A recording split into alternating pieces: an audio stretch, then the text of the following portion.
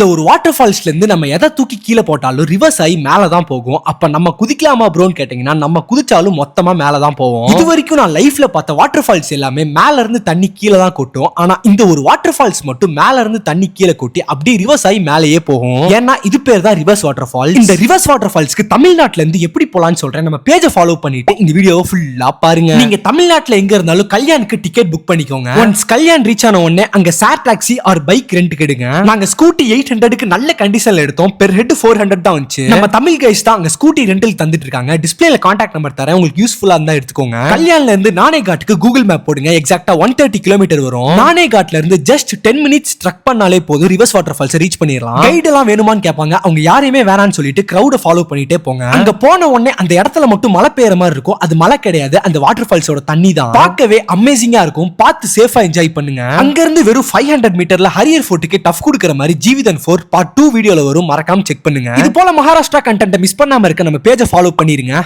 By.